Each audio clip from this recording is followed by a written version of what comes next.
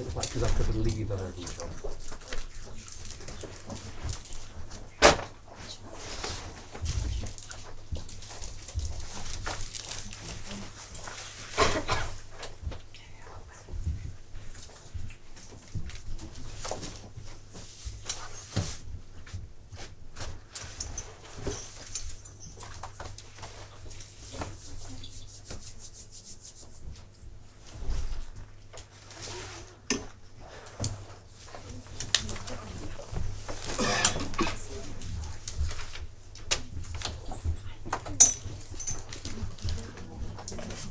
Right down to the place.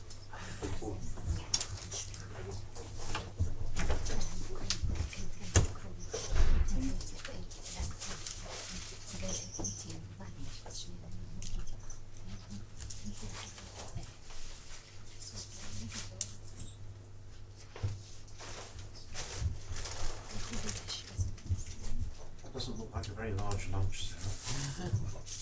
It's rich.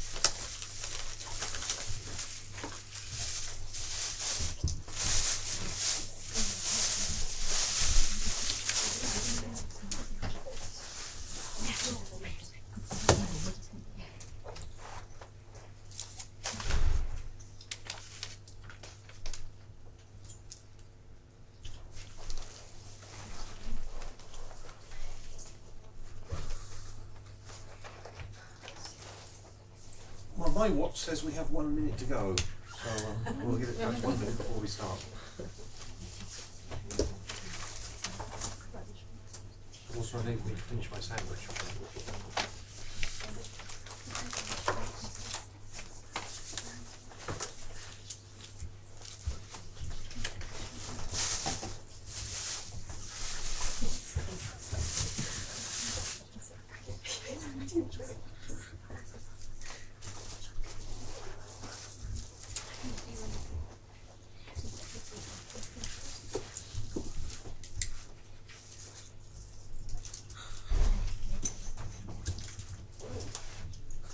Three, two, one.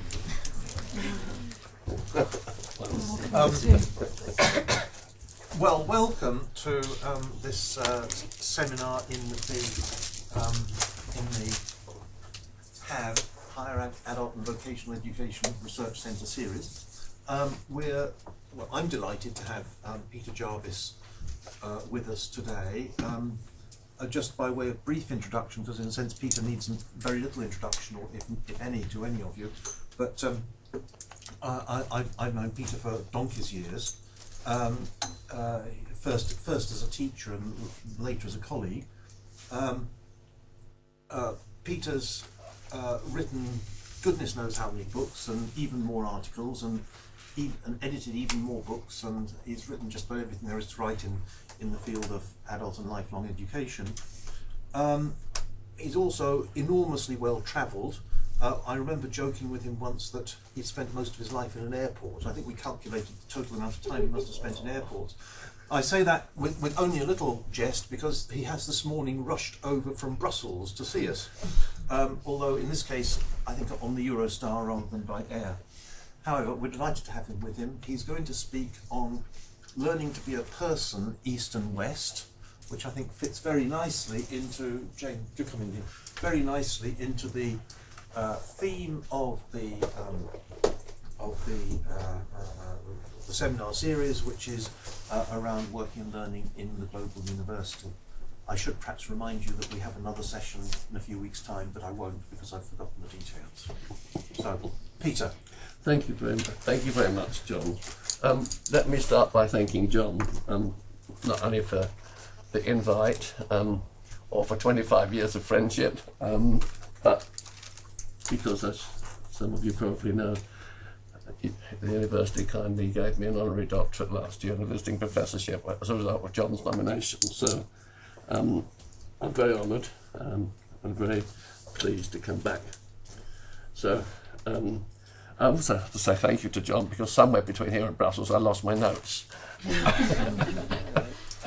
John Reed has photocopied them again for me, so that's useful, very useful. But let me start with the story, and it's a story that John will also have a lot of familiarity with, because in 1983 I went out to Hong Kong for the first time. The first time I'd been to the Far East. I went to do 3 workshops with adult educators working for Caritas, and I got everything prepared so beautifully. I thought, first time I must make something of an impression because I'd love to be invited back again. And so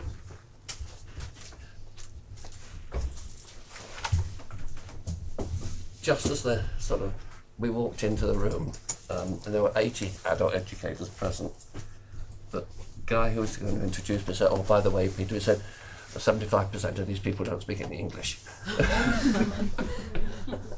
So it was group work. At the end of the group work on the first night, there was a young Chinese girl who acted as a rapporteur for a group, and she had a slight Canadian accent and gave a super report and then sort of discussed things a little bit with me. The following night it was groups again, and when the rapporteurs came along, she said nothing. And she said nothing in the discussion that followed, and that worried me a little bit, you know. So I went up to her and said, at the end, and said, "Excuse me," I said, "You know, did I offend you in some way last night?" She said, "No, why?" I said, "Well, last night you participated in the discussion. We had a little, you know, discussion about 1 or 2 things, and tonight you said nothing." Well, and she said, "Well, you know, that's easy." She said, "Last night I was the rapporteur. Tonight I wasn't. Last night I was thinking in English. Tonight I was thinking in Chinese." Now, many of you will know what's coming next. And then she said, "And young Chinese ladies don't argue with their professor." Now, I thought, I understand English. And here's she saying to me, because she, I thought I understood learning, here's she saying to me, you know, because I'm thinking in a different language, I can't participate. And that really set me off on this little life work of trying to write books about learning and trying to understand human learning, because he was a mystery to me, which I, you know, didn't really understand. And having been, and being a sociologist, you know, I sort of understood all the things about the Enlightenment and some of the problems. But then it's not just the Enlightenment, because in the last 20 or 30 years we've lived through a world of science and information, where the type of knowledge that's accepted, Enlightenment type knowledge, science knowledge, but not very much cultural knowledge. And we've suffered a lot in education on this, because, you know, the only type of knowledge that's regarded as legitimate for research purposes is quantitative knowledge and empirical research. And yet, and we've lost a lot of these things, like this cultural thing that affected this latest, you know, learning and understanding. And in philosophy, they look at this and they say, well, what the scientists do and what the people do now is they call it eliminative materialism. If you can't make it material, you eliminate it and say it doesn't exist. You see?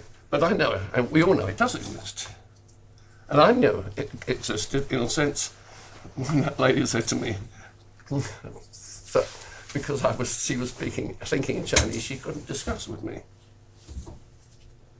But you see, I've sat on plagiarism committees in different universities, where in at least one case, a young Chinese student was actually had his course terminated for plagiarism, because I don't think we understood this cultural difference, because we thought that everybody, you know, was thinking the same.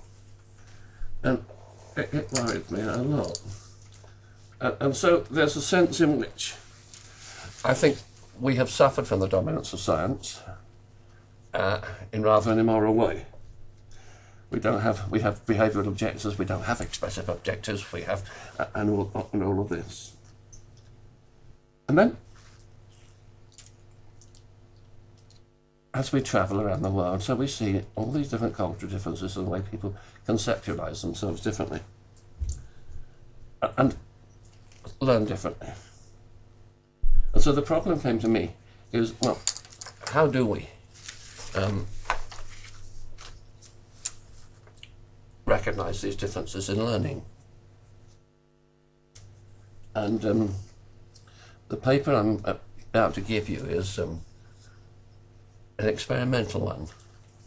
It's going to be published in the journal Comparative Education next year, because with the Professor of Adult Education from Seoul University, we've produced a special issue of Comparative Education on Let Eastern Voices Talk About Learning. And we've got papers from Hong Kong, from China, from India, from Korea, from Japan, all talking about this. And I wrote this paper. But you see, the interesting thing is that this paper's in two parts, because the first part of this paper is a summary of what I originally wrote to go to the reviewer. But the reviewer was a Far Eastern scholar with a Buddhist background. And he said, yes, the paper's very good and very interesting. He said, but he should try and do it another way. So the first part is the first way, and the second part points to the second way. And so forgive me if it doesn't work. I've never done this before, but that's what I tried to do. And so I always seen learning as a very, very complex phenomenon, a combination of processes throughout a lifetime whereby the whole person, body and mind, experiences social situations, the content of which is then transformed cognitively, emotively or practically, or through any combination, and integrated into the individual's person's biography, resulting in a continually changing and more experienced person. It's a big, complex definition. And whilst the definition is full, it still leaves a number of questions about learning unanswered. And this is one of the things, again, that now worries me, is that I think in education we've got so narrow, and we've got to be broad. For instance, what's the nature of the person? I've assumed the person is body and mind. But many people would deny mind, because this eliminative materialism says if I can't measure it, I do away with it. And so I don't think we can really now sort of do education without having a deeper understanding of some of the things like the philosophical questions. And I'm not adopting a simple dualist position. All right, it would be very easy to do so. If you go back to Descartes, we've got body and we've got mind and what have you. But then, if we go back to the scientific eliminatism position, it's monist. You know, we can't see the mind, we can't find the mind, we can't measure the mind, so it doesn't exist. Thought is just an epiphenomenon that goes on in the crankings of the mind, as it were, whilst we're thinking. And all that we get is this epiphenomenon. But there is the third position, and the third position is non-reductive monism, which is a position that says that the substance of the brain is the same as the mind, but the functions are different. And so I think, in a sense, when we get into this thinking about learning, we've got to recognise that we are talking about making assumptions about the person that, in fact, we can't make assumptions about in the world as is being discussed today. And not only can we not make assumptions, you see, I think that if we say, well, you know, this is much more complex, then perhaps we've got to begin to recognise how complex. And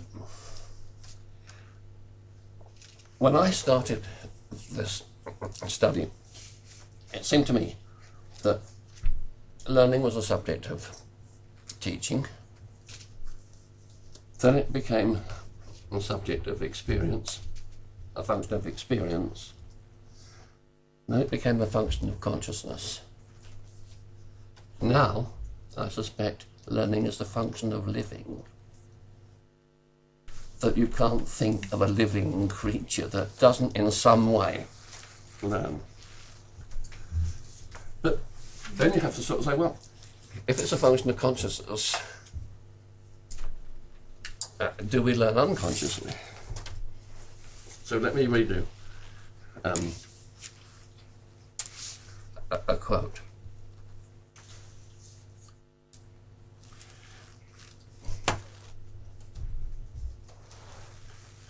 At the bottom of that slide, trembling in red, says, while in the completion of each of the brain's major structures comes the initial functional development. As early as the first trimester of pregnancy, the fetus already possesses centres of balance and motion that respond to the mother's own movements. At the halfway point of gestation, a fetus can hear. Sight remains severely muted, though, unlike the sense of hearing, there are few external stimuli in the uterus. But by the 7th month, the eyelids are open. The fetus can see diffused light coming through the abdominal wall. Taste too is working as the fetus takes on amniotic fluid. In addition to these basic functions of sense and motor control, the human brain is busy learning in the womb. But we're not conscious. There is no consciousness before birth.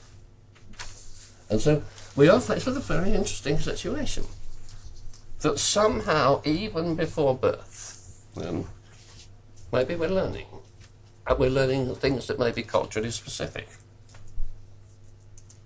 I remember many years ago teaching in Alaska, and there was a young Inuit there, mother who was heavily pregnant, and we talked about children's learning, and she came up and said to the class, who sat there with her tummy like that, and she was saying, "My people teach us to talk to the baby in the womb. That this is part of our early motherhood, as it were, before birth.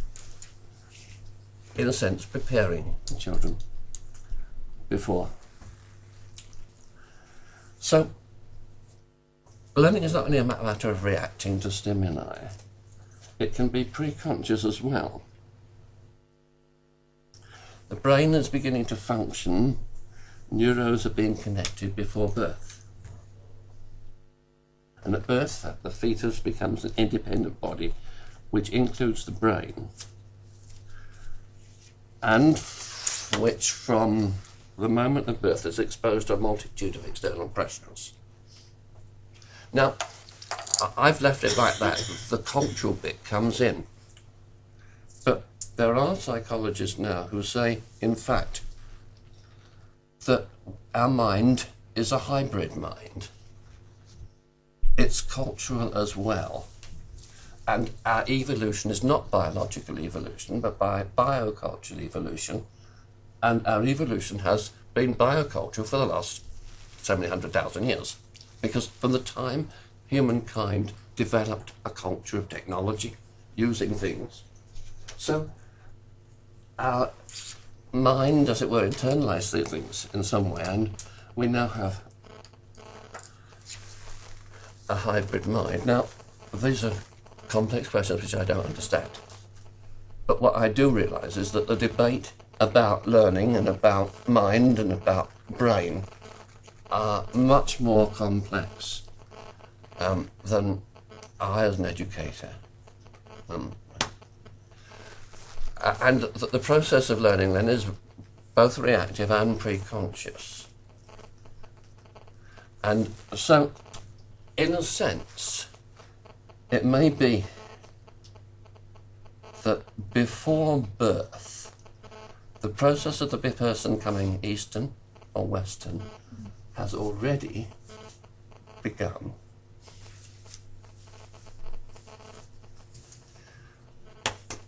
So, in a sense, you see,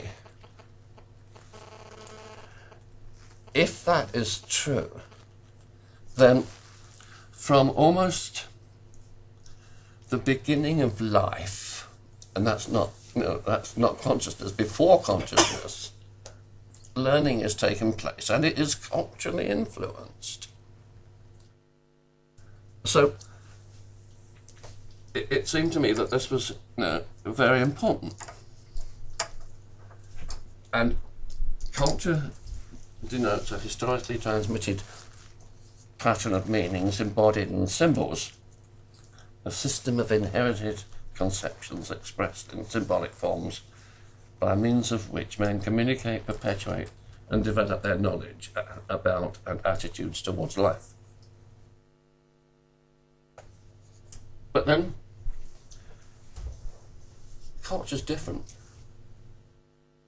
And culture's different, as we know, East and West. So, it was only, I had this, my experience in 1983. In 2005, the American psychologist Nesbitt published a work called The Geography of Learning, Geography of Thought. What he did was the types of things that I'd been seeing, and John and those of you who know this will have seen. He actually did experience of the same, about learning the same thing, culturally Eastern and culturally Western. Now, he was a hardwired scientist. He didn't believe in all these cultural differences until he did this work. And he admits everything changed as a result of the research he'd done.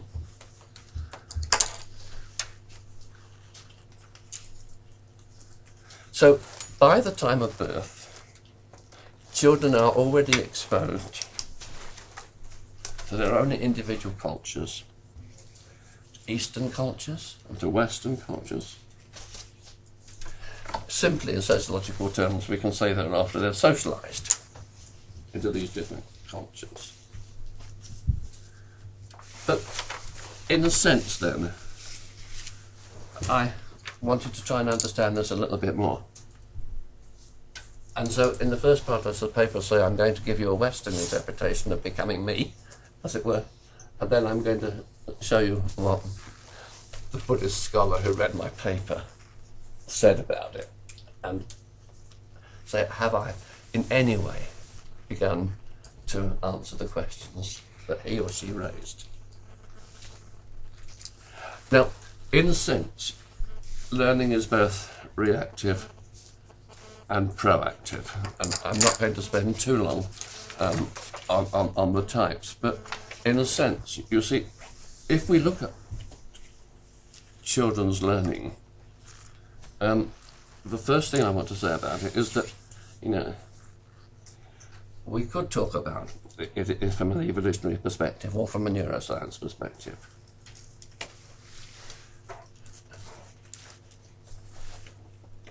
But I want very briefly to look at three issues. What I call reactive learning. I react to stimuli. But then there's proactive learning, because it's not just, I'm also an agent, so I can change the situation as well as react to it. And then interactive learning. They're not chronological, although obviously they have to be sequential in this paper. So, let's start very briefly with learning to be me.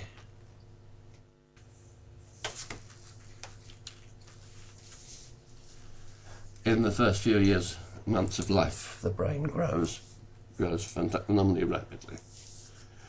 And we know children learn a great deal. But there are, in fact, 3 or 4 types of learning. First is incidental learning. And incidental learning is not at the heart of consciousness itself. It's just the fact that we are acquiring cultural phenomena from very early on. And Davidson wrote a book a year or so ago in which he looked at a young child called Andrew. And she said even at 4 months, a number of Andrew's behavioural patterns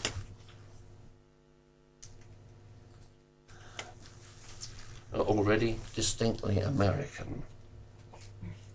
For example, he's already smiling more than his Mexican or Kenyan or Japanese equivalents.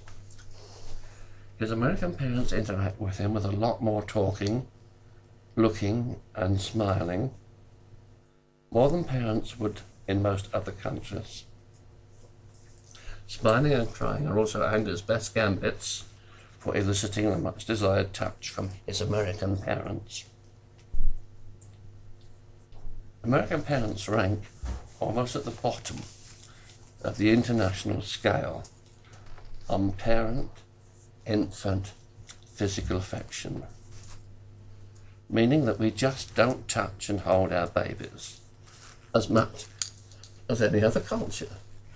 So here you've got an American, a linguistic vocal culture, as opposed to a touching culture. And by 4 months, she records how different it is.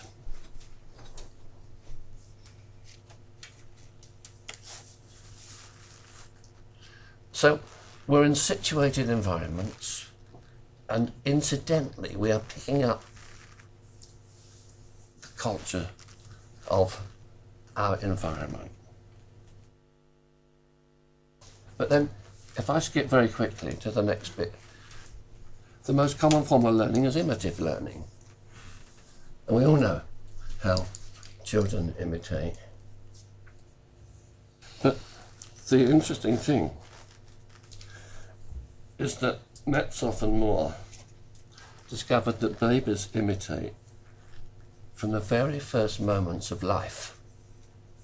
Again, before consciousness, they are imitating. An imitation occurs very consciously by 6 weeks.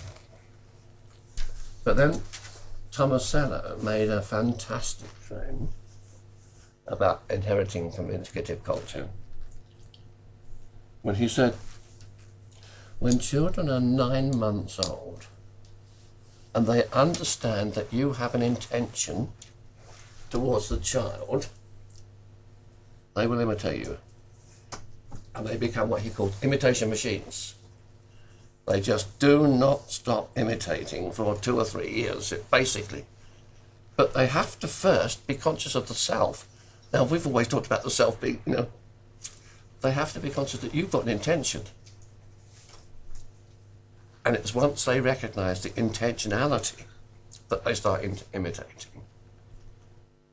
And so by 9 months, children are imitating in such a way that he calls the imitation machines.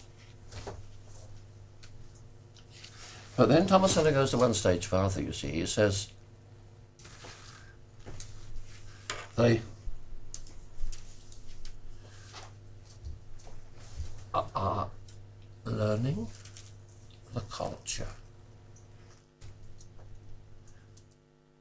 But the me, in the concept of I, me and self, then, is being formed because the me is the recipient of all these experiences from very early on.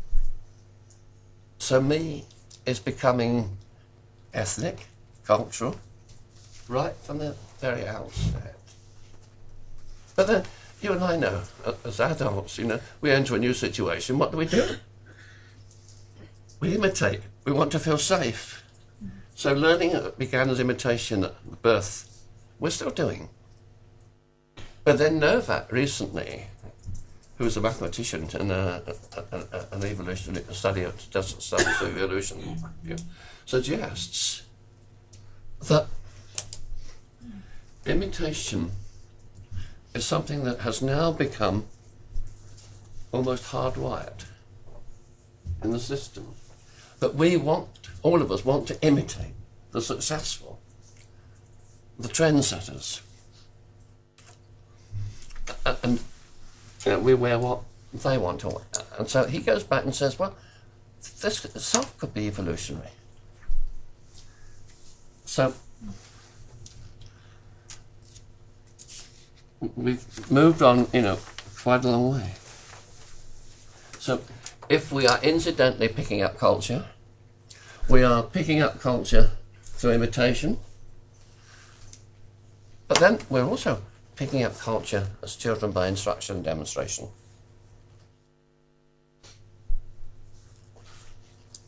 I come back to Andrew again. In the red quote there, Andrew learns the rules from family members who provide scaffolding for the values he is developing. Andrew's family may not be aware they are teaching Andy what to pay attention to and what to ignore. If Andy is to live with bigger people, he must learn their strange ways. That's what you do in a new culture. And if you are Andy, you have begun to enter the culture of your parents long before you've even begun to speak, simply by shifting attention to faces and word-like sounds.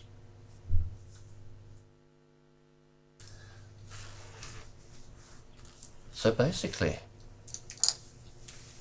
me is becoming a cultural phenomenon from birth, through imitation, through inadvertently learning, picking up, and through instruction. And so, the me has become culturally specific from the outset. Yeah? Then let's look at proactive learning. And proactive learning is experimentation, exploration, planned action.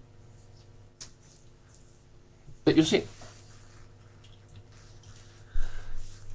in experimentation and exploration, we are reaching out. We're experimenting with the world, and we do so, children, through play.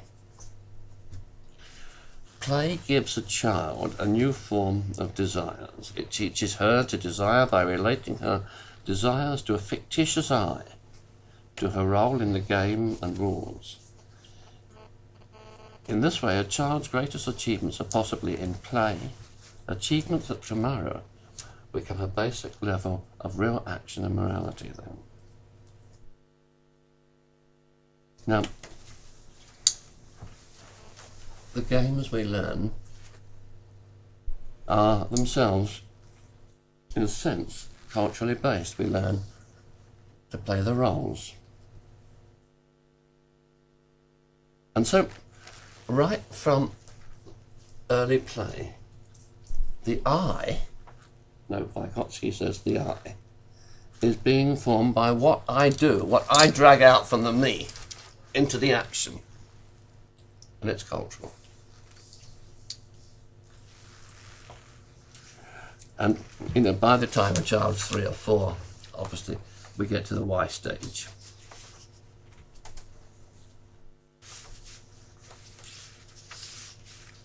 And then clearly, we can move on to thinking about the interaction of the I and the thou.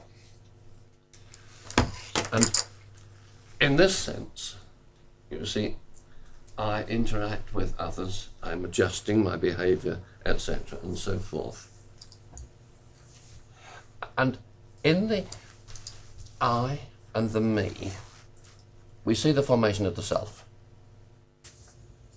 And the self is what is active in the interactive relationship.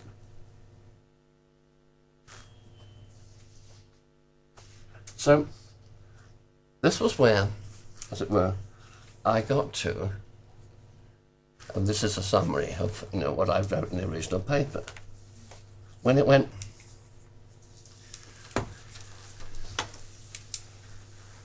to the external assessor, our dialogue, our personal knowledge, it's all what I am telling of my experiences, I and me. And so I thought, yeah, I think I can understand a little bit about the formation of the self in this way. And in a sense, I was doing from this angle the same type of thing as Mead did in Mind, the Self and Society. And as Mead says, the I drags the me out, And so I thought, well, fine. So I sent this paper, and it was sent by my co-editor to an Eastern scholar. And then came the interesting point. You see, he said the paper's very interesting about learning. But what happens if we don't have a self? He should try and describe learning without the I and the me.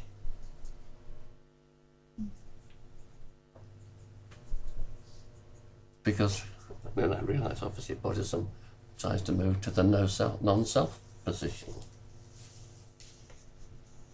So here am I, now here's I've written this paper, a paper which has come out with papers from the East. And he was basically, or she was basically saying to me, this is Western, totally Western. So that actually caused me quite a number of problems. Because I'd never actually considered a situation where I could learn without an I or a me. Despite the fact that all my life I've been a student of Buber when he talks about I vow and relationship. And so I then had to sort of think about the fact that if basically this learning process, that how I described it, how people like Mead had described it, like Rogers had described it, was in fact Western, which reflects the whole business of enlightenment. We will become the same as human beings, we'll have the same science. Which reflects the fact that, we tend to, in the scientific world, to downplay culture.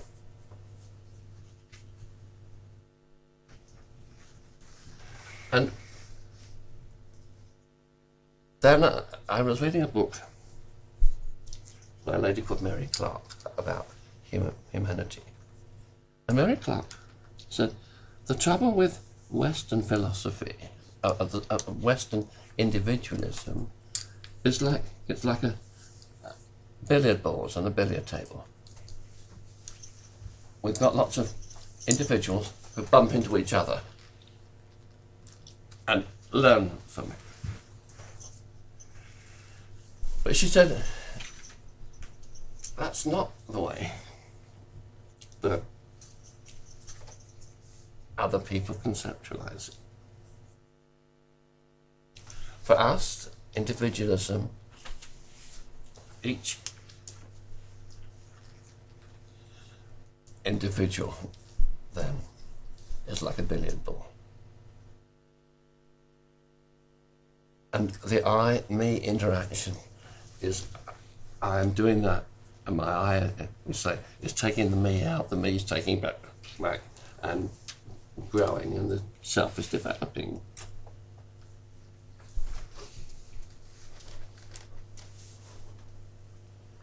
And Clarke says, the Western view is that all entities in the universe are isolated, discrete objects that have distinct boundaries, much like we imagine atoms to be.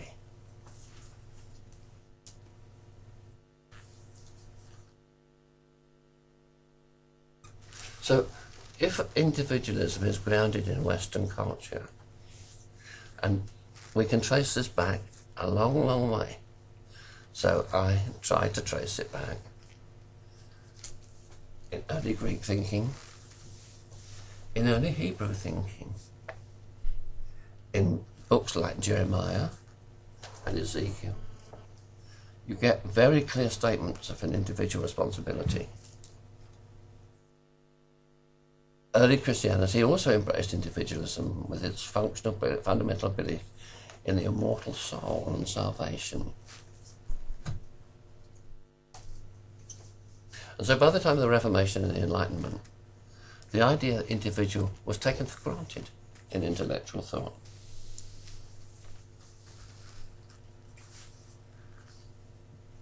But if individualism is cultural, then it's even possible to suggest that the concepts I and me are Western. And this creates a problem in seeking to understand the development of the child. And perhaps we can only begin by reconceptualizing I and me. So, for a while and this is what I offered today, and I'm not convinced that the answer lies in it. But if I becomes I in the world, and me becomes me in the world, rather than I and me, then the common phenomenon, as it were, is the world, not the individual. And can we move a little bit in this direction? Oops, sorry, I've turned the wrong one off.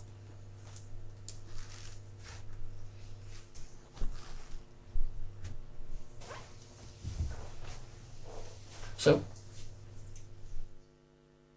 at this point, I think I'm faced with the problem that once I talk about I in the world and me in the world as concepts, then I have to bring consciousness into it right from the outset, because it is conscious of the environment and the external experience. And so, in this sort of sense, can I find another picture? So I'm not an Eastern scholar, but Mary Clarke pushed me in this direction, and I went to the web and found the jewel net of Indra. Far away in the heavenly abode of the great god Indra, there is a wonderful net which has been hung by some cunning artificer in such a manner as it stretches out indefinitely in all directions in accordance with the extravagant tastes of the deities. The artificer has hung a single glittering jewel at the net's every node, and since the net is infinite in dimension, the jewels are infinite in number. They hang like jewels, glittering like stars of the first multitude. A wonderful sight to behold. If we now arbitrarily select one of these jewels for inspection and look closely at it, we will discover that in its polished surface there are reflected all the other jewels in the net, infinite in number. Not only that, but each of the jewels reflected in this one jewel is also reflecting all the other jewels, and the process of reflection is infinite. So, what Indra's net is saying is it's the thing that holds the jewels together. it's the in the world, as it were, that is more crucial perhaps than the I and the me. That individualism is not perhaps the key, but the interconnectedness of every living creature is the key.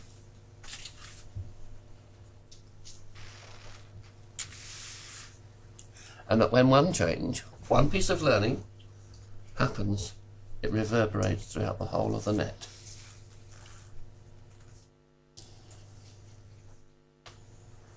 And so I in the world, and me in the world, perhaps take on slightly more significance to me.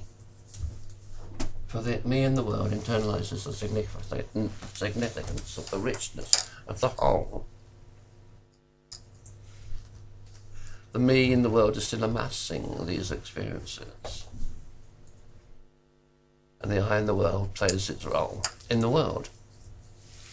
But once we bring the in the world into it, the I becomes less dominant and the me becomes less dominant because of the interconnectedness, which becomes more dominant. So I'm now left with nothing. If I accept this type of interconnectedness, then this must in some way make me reconceptualize what learning is. Because the I can't play so significant a role, and the me can't play so significant a role. Now this is where I find great difficulty, and I confess to that. Because I happen to think in some ways Tomasello is right about the imitation machine. And so, is it the process that is the same, but the interpretation is different? Or is it the fact that we are interpreting the process because we have an interpretation that says this is how we think? Now that question I can't answer. I really don't know. So, at the moment I sort of care, because I think sort of people like Tomasello were right, because then I'm Western. I want to say the process is the same. The interpretation is different. But some of you who come from a different culture may say, no, you're wrong. But we in the West have so assumed we understand this process. As I say, a few years ago I sat in this plagiarism committee and the student was his course was terminated. Because I don't think any of us really understood the other side, the other cultural aspects to learning.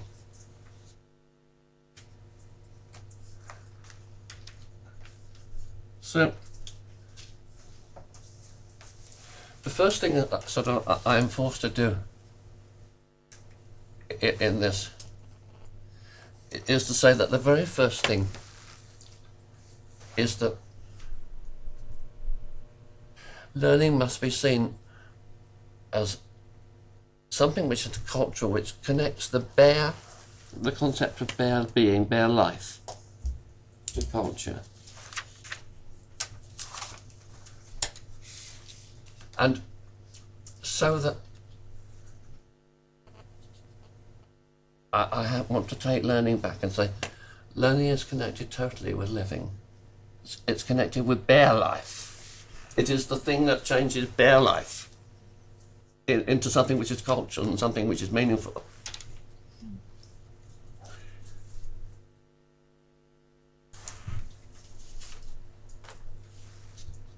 And the second thing is the significance of culture in this age of science is far greater than the scientists would allow us to think. And so I go back to Nisbet there, and I want to just have a long quotation from Nisbet in the red. If the scholars in the humanities and other social sciences were right, then the cognitive scientists were wrong. Human cognition is not everywhere the same. Without putting it into so many words, the humanities and social science scholars were making important claims about the nature of thought. First, that members of different cultures differ in their metaphysics or fundamental beliefs about the nature of the world. Second, that the characteristic thought processes of different groups differ greatly. Thirdly, that the thought processes are of a piece with beliefs about the nature of the world. People use the cognitive tools that seem to make sense, given the sense that they make of the world. Just as remarkably, the social structures and sense of self that are characteristic of Easterners and Westerners seem to fit hand in glove with their respective belief systems and cognitive processes. So, Nisbet's conclusions reflect very much the way my own thinking has been going. But the profound differences, are they just cultural differences, describing the same process, the same way? But I don't think they are. Because if culture has become part of mind, then it's not just an interpretive matter any longer. It's something a little bit more profound.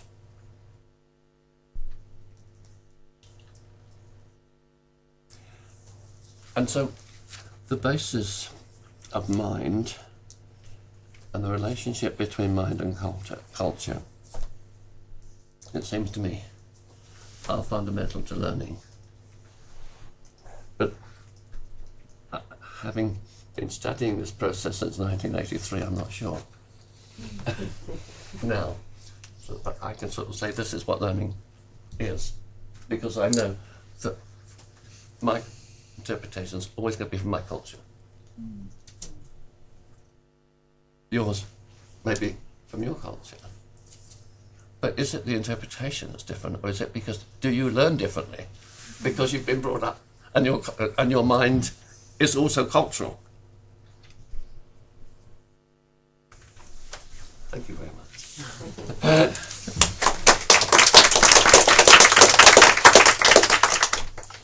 Thank you, Peter. At this point, we open to a discussion which can carry on for the next, just over half an hour or so, 35 minutes. And anyone who'd like to contribute in any way, civilised way, is welcome. I just wondered if would epigenetics be relevant to this? The idea that genes are affected by environment. Yeah. Because that's coming from neuroscience. It seems to be along. I'm hesitant to say anything now because I feel it's all culturally banned, but very much it was before. But would that be relevant, do you think? Carry on, but expand it for me. So the idea of epigenetics, that genes don't simply function within the biological role they have, that they actually are affected by environmental factors, so that they aren't set, that cultural factors or other environmental factors would actually change how... If our evolutionary is biocultural, if our evolutionary is biocultural, it's going to be affected in that way, isn't it? Yes. And so I think that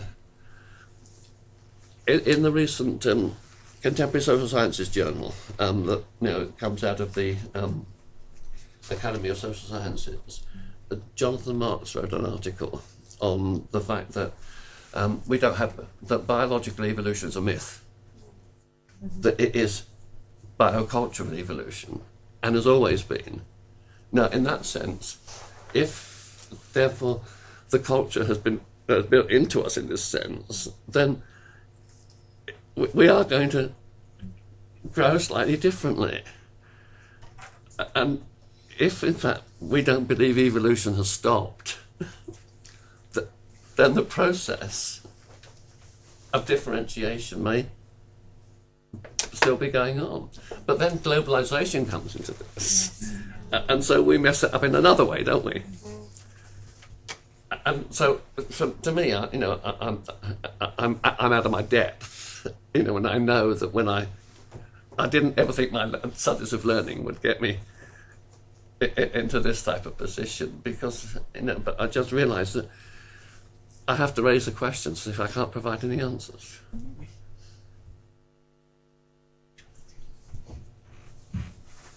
Monica. The question is, I suppose, isn't it, is how much the same we are and how different we are. And it strikes me it's not so hard to accept the position of Indira's net, which then kind of puts you in a contradictory position if you're talking about East and West as very different. Yes.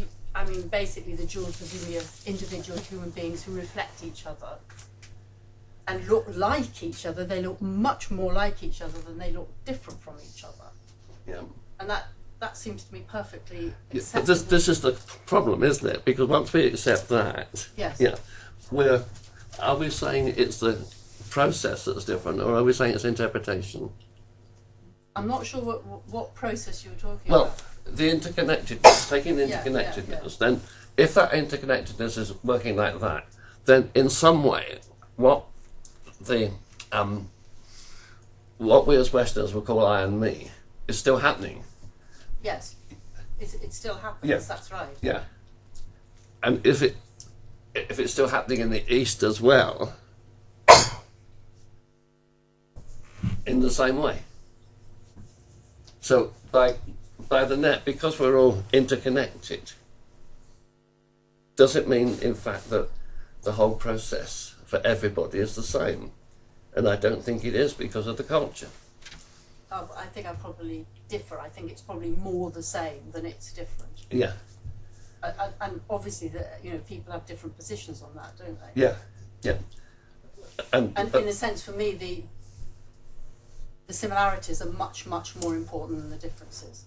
yeah, I would agree with you, apart from the fact that I go back to that poor student who was kicked out, of course, because Yes. because we didn't understand enough about the differences. Yes. And when But when the reviewer of my you original... could imagine a student from here having the same problem coming through a particular school. With, it's not inconceivable that would happen. No, that's why So I it's think not, I worry about essentialising particular groups as having problems with understanding plagiarism, for example. Yeah, I'm sure there's a range of people that might have problems with that, yeah, and certainly the new universities find that. yeah. But you've got campus in China, so you'll be only too well aware of some of these issues. I was aware of the issues, long before I wrote the paper. But to get an Eastern scholar sort of say, tackle it completely differently, was really, quite mind-bending to me, because what he or she was saying was, is our culture is so profoundly different, even if it's only different interpretation. And so where I'm now left is it interpretation, and is the process the same? Or because there's different interpretations, then our narrative, in fact, becomes our action in that sense. And so there's a difference. But I go with you totally about the fact that, what makes us human may be the same, basically, irrespective of culture. But the issue of having, the idea of the hybrid mind is something I find quite difficult to grasp. But then I do find the whole idea of biocultural evolution difficult to grasp, because I can understand what biological evolution is. But the biocultural one assumes that there's more to my mind, or put it the other way, assumes that there's both a mind and a brain. And that therefore we go back to start, as I do, so say the mind is, it pushes me back to the philosophical position, either non-reductive monism or of dualism. And that's where I am at the moment. I'm not sure whether I can be a non-reductive monist or be a dualist. Okay, we've got several stacked up. Jing. Thank you. It's really interesting, and I don't have an answer. It's got me thinking, so I'm just thinking loud here. I was just wondering whether the stages of learning would play a role in terms of the thought process and the interpretation. Just thinking about the fetus when you were describing that, and thinking about how my baby might be learning inside me 2 years ago, and how that learning has developed. And I was thinking across different cultures there will be a lot of similarities. I do share Monica's view on that.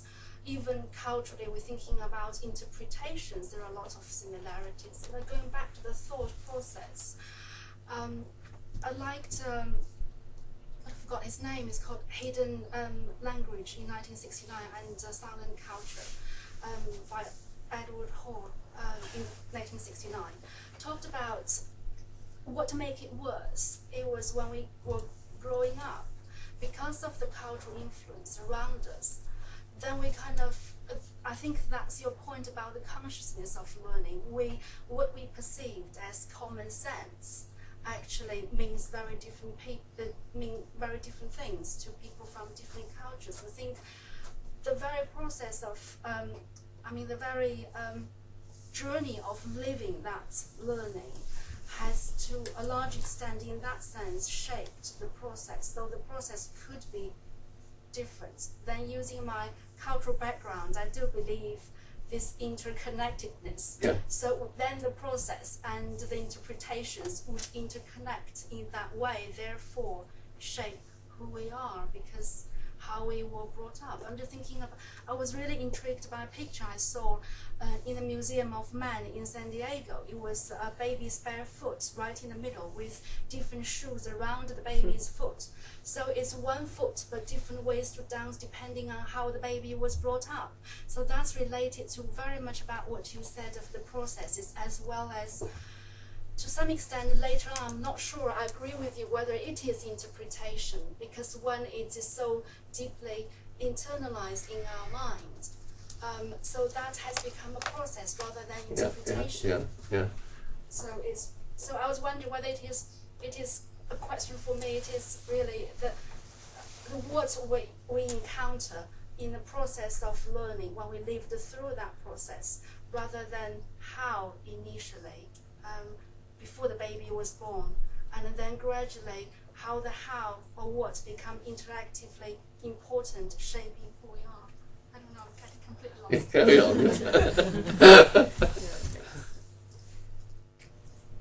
Thank you.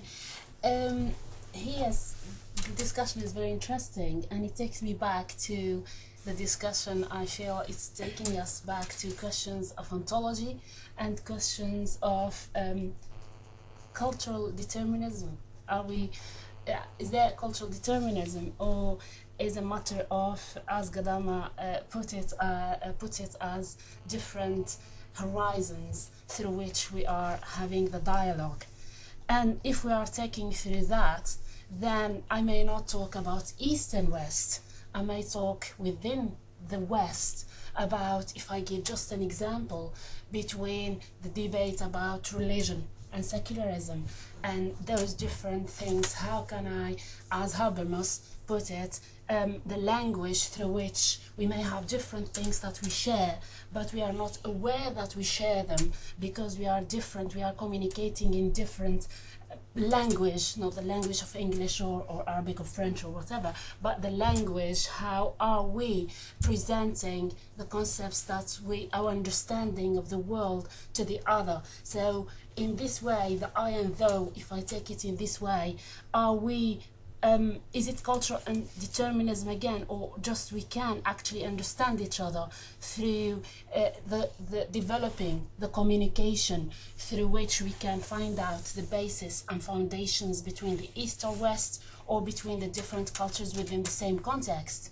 and that's the question back, and answering it, we know it's not easy. It's there for lots of debate.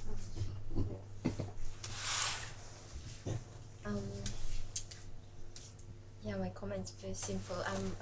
Being a person from the East and also a Buddhist, I'm struck by the question thrown by the reviewer. Actually, I find it completely unfair because, and I think you'll be hard on yourself by just denying your work on I and self, by just taking this question too seriously, because in Buddhist concepts, actually everybody has self. Yeah. Probably less than 0.001% of the human population actually has no self. We all learn it. I'm speaking mainly from the Buddhist perspective. Yeah. Everybody has to learn through self, and everybody lives through self until the day that person achieves enlightenment in the Buddhist term. Yeah. So it's just... Yeah. Well, this is why, in fact, I could only change I to I in the world, and me to me in the world, because I couldn't drop the I and the me. Yeah. But I knew that what we were doing in the West was in fact isolating the self from... So the billiard ball mentality made sense to me. Yeah. But then I've been in contact with a young Buddhist scholar who's just written a master's degree in Finland. Mm-hmm. And he's been trying to argue about the non-self. I don't think he succeeds in his dissertation. But what I think is important now for us in the West is that folk like you, coming from a totally different cultural perspective, can actually probably enrich our understanding and even deny our understanding sometimes. And all I was trying to do, and all is to sort of say, well, can I move? Now, my position has been forced to be moved by the scholar, whether just because I will go along with this idea, because I've always been a student of Buber, and Buber's I thou was always sort of saying that there is more than the individual, that I thou is relationship. And Buber says in I and thou, in the beginning is relationship. So in a sense, I've always had the sympathy with the in the beginning is relationship. But at the same time, we have to still put I and thou into it, and we can't sort of say they don't exist. And so that's how, how I've been interested in this debate, and it's taken me a lot farther. And I'm a Christian, and I do have a degree in theology, and yet at the same time, I'm still forced to sort of say, no, but we've got it wrong, or we've placed too much emphasis on. But then you see, if you go back in Christianity, the idea of salvation, which I mentioned in passing, well, in the time of St. Thomas, the soul was used in the same way as we use the mind today, virtually, as a concept. So, in fact, we can't get away from this debate, however far back we go. Well, thank you for this interesting debate. I would like just to add that this debate reminds me of the Muslim scholars' point of views around this topic. They still have this, disagreement around I, self, and also me, but they believe that not only the minds are involved, but also hearts when they talk about I. So this is very interesting because they believe that both of them they form what we call I or me. It's not only related to the mind. So maybe this needs much more, attention. Or I think here's if we take it through Islamic scholarship, as you said, philosophy, then you find this debate goes back even within the Islamic scholarship is not clear cut, and the questions of the eye and whether the heart and this and the nature of knowledge and how we learn and the nature of revelation, if we take from religion perspective here, the revelation and the human knowledge, can they come to state the human knowledge to reach the revelation or not? And all this is a hot debate within the Muslim scholarship, and then back to the questions, how again to the same question. That's why coming to an answer is difficult. Could I just take advantage of the chair here, as it were, and just I mean, in a sense, I think follow up from some of some of these contributions, because what you've posed, Peter, East and West, and what a lot of the contributions have come through is that actually, where does, what is the boundary, as it were, between East and West, and actually does one have to break these things, whatever they might be, down much more? The obvious things. I mean, is Islam part of the West or not? Now, I mean, in the 18th century or 19th century, Islam would from the West have been seen as part of the East, but yet the traditions and histories in many ways sit much more comfortably with the West, and the same kind of breakdown or similar kinds of breakdown could work, I guess, in the East between different philosophical and cultural positions. How does that fit with your? Yeah, I would accept that totally, because I mean, the point that sort of I'm left with is that are the processes the same and the interpretations different, or because the interpretations are different, do they make the processes different? You see, but I always would accept the fact that the dominant religions of the world have, in one sense, have determined the I and the me, long before science did. And so the interpretations we give it, these processes, are going to be cultural bound, to some extent. Yeah, it does, yes. But again, the question does for me. The question about, as well, I find it very interesting, because that's linked to that point, because interestingly, I have my undergraduate degree in Islamic studies, and then avarice was introduced to me as a theologian through his books, and then come here and then study at the University of Nottingham about avarice, but the avarice philosopher and how his contributions to the Western thought and Avicenna.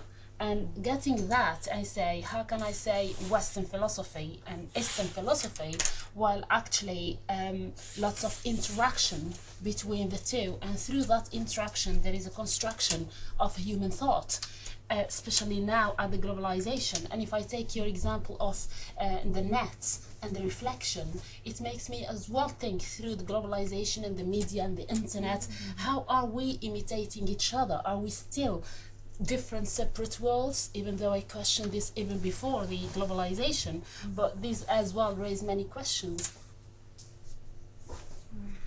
We have, I have sitting in front of me here a question which has come in from one of our distant participants, Simone, who says, is globalization, and I think it's along these lines, is globalization helping transnational cultural translations, or is it rather impeding a process of cultural differences, of recognising cultural differences?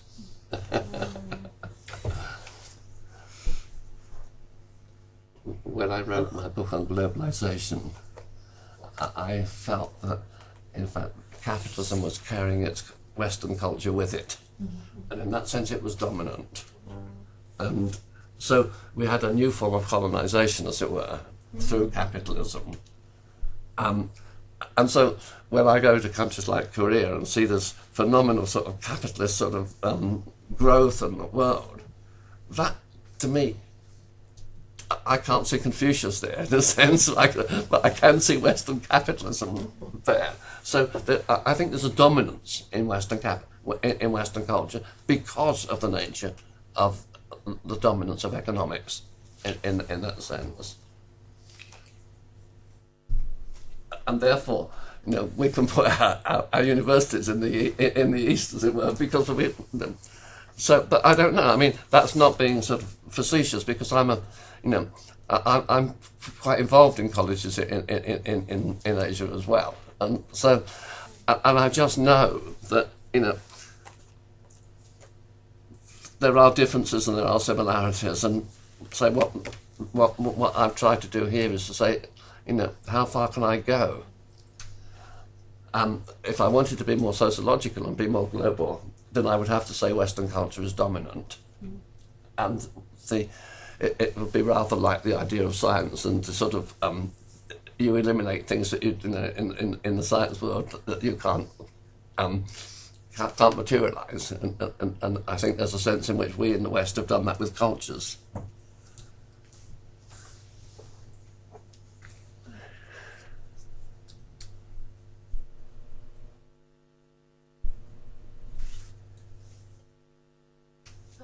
Well, my background is English language education, so this topic is very new but very, very interesting to me. Thank you. But I have a question here, but slightly related to what change is coming on.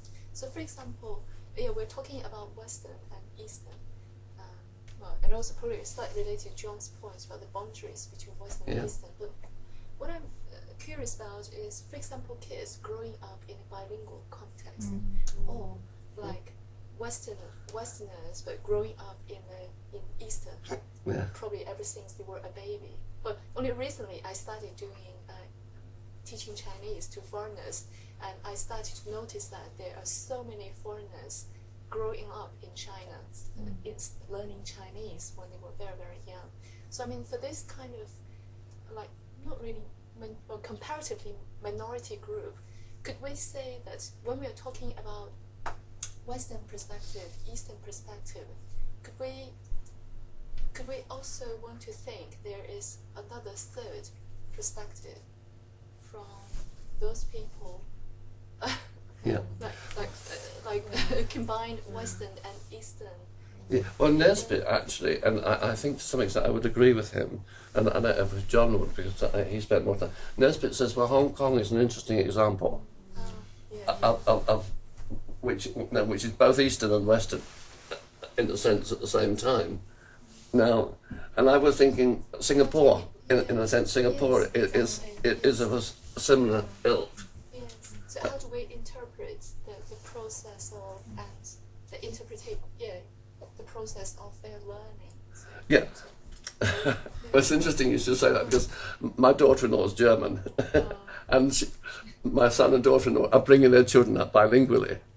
I just wish I could be that they live in Sheffield, so I don't see it very often. But certainly, you know, the process is quite interesting. In the sense, my grandson has never got his languages mixed up when he's talked to me. So always in English. So there's a sense in which and though his dad talks German, he always talks to his dad in German, but he never talks to his dad in English. He never talks to his mum in English. So never mixed up. Yeah, there's a mix-up, and yet at the same time, mentally, he's got something that says, this is how I speak here, and this is how I speak there. And yet, as far as I know, they've never actually said, speak to your mum in German, speak to your dad in English. Well, my family are exactly the same. My brother is living in Germany. My nephews are exactly the same as your grandson. Yeah. But it's interesting that almost intuitively the children know, you know. But that's not a blending of cultures. That's something that those children are adapting to the differences, aren't they? But again, taking John's point, again, you can also look at countries within that we would say are within the heartland of Europe or within the heartland of the West, which certainly you go back to the medieval period, Greece, southern Italy, Sicily, the Iberian Peninsula, Spain, again, hybrid cultures. You know, Sicily was a trilingual nation in the Middle Ages. Where, you know, so you've got that mixing of cultures that goes back a very, very long way. Yeah.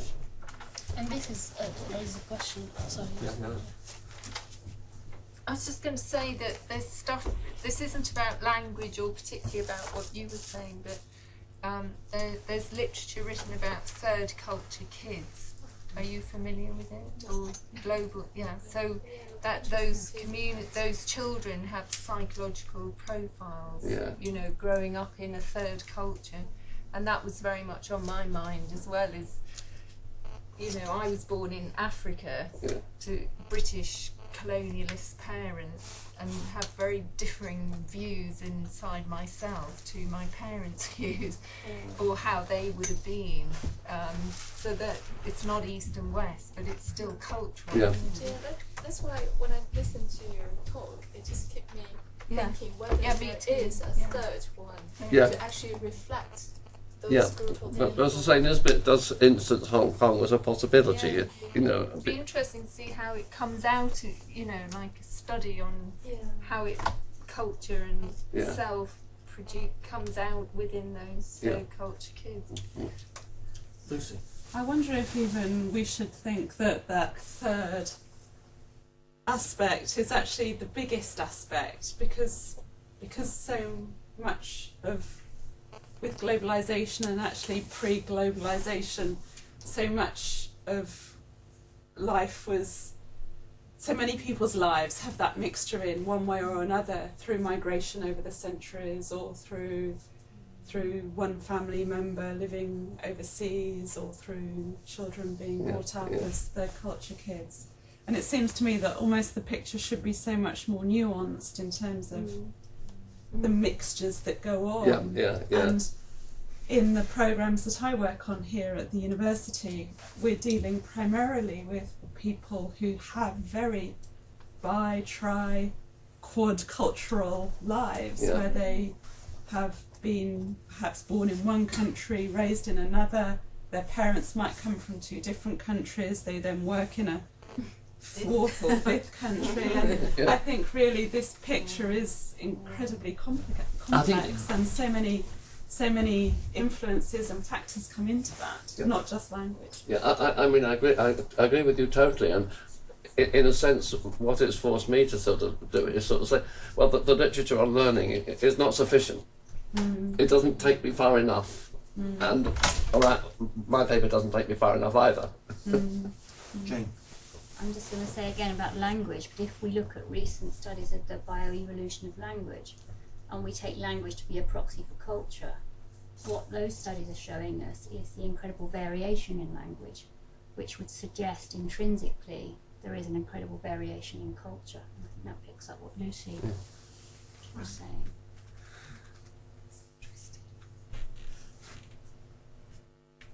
I love the fact that you don't know the answers. I've just started on my PhD and I'm really enjoying that. I have this very strong sense of really not knowing much at all. But I mean, let me be a little bit autobiographical in this, because I said I've got a degree in theology. Well, I was a practicing Methodist minister, and I used to teach sociology of religion. You see. Yeah, I have my master's degrees in sociology of religion, you see. And when I was teaching sociology of religion, the thing I kept coming back to is the why question. And it's almost the first question I entered when I got into education, you see, the learning and the why. So I've always lived with this why.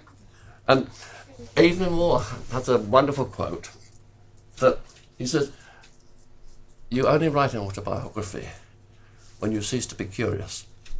That explains some of the naff ones out there.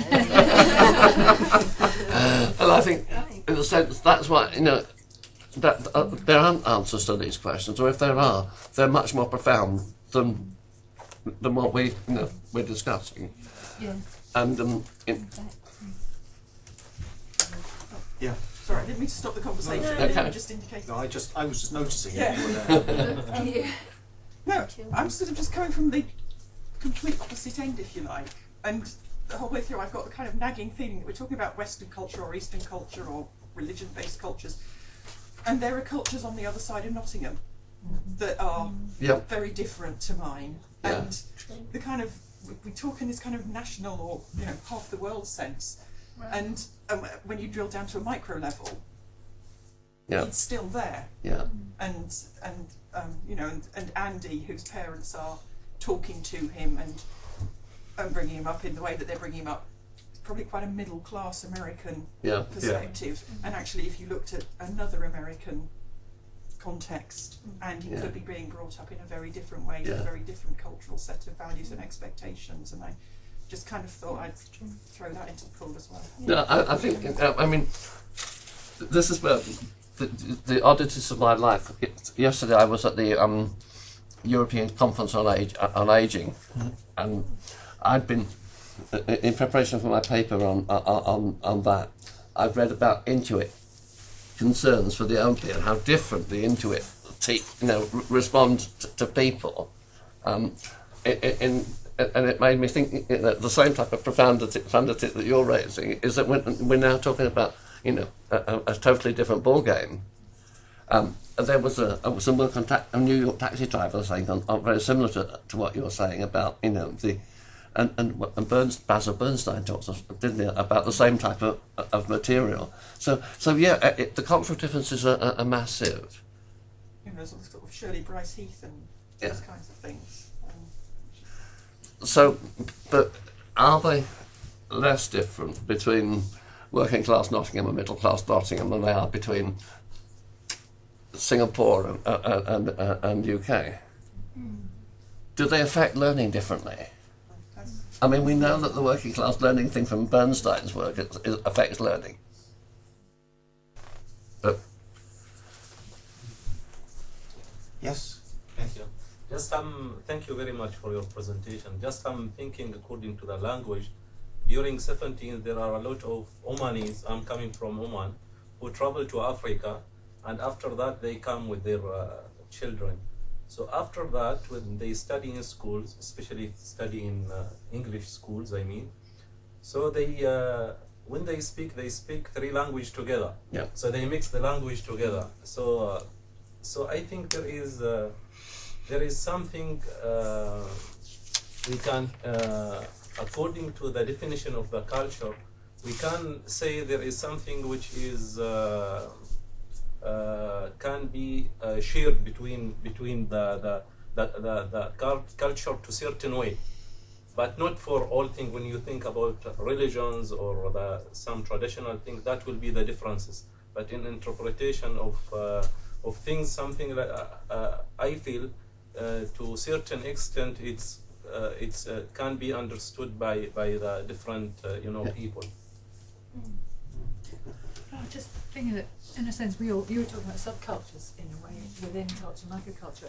I suppose we're all part of one culture of articulacy, and we're discussing this universal question in a sense.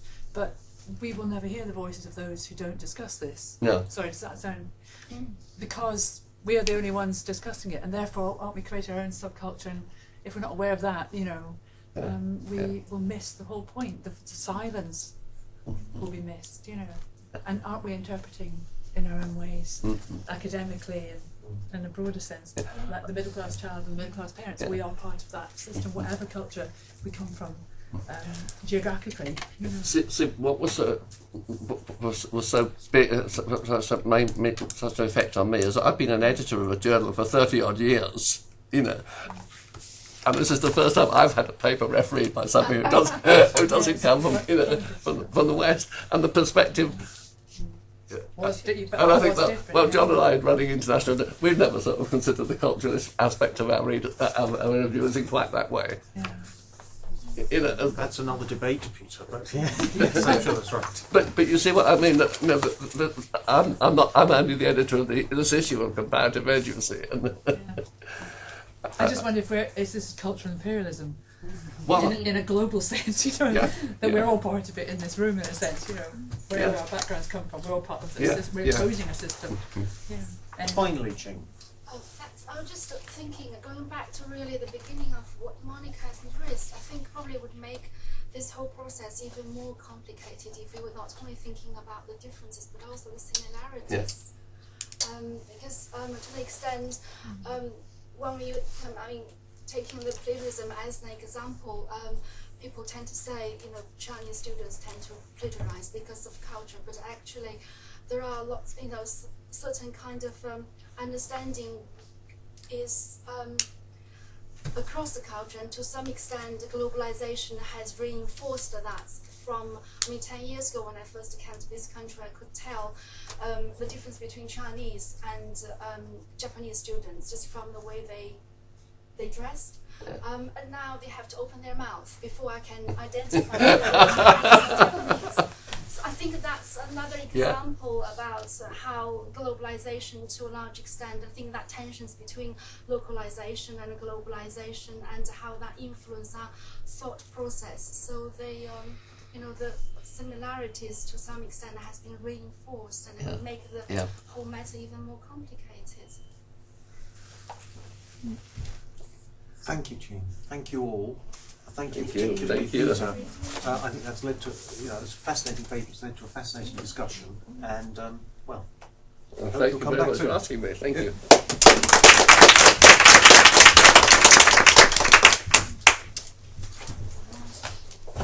Right.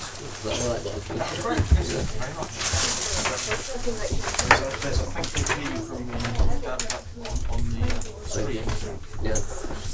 But because this is such a multicultural group, it raises the question so nicely. Thank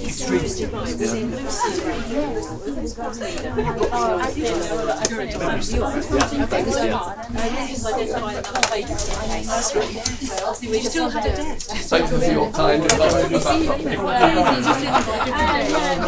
So we're just whenever you can do it. Well done. Where is it?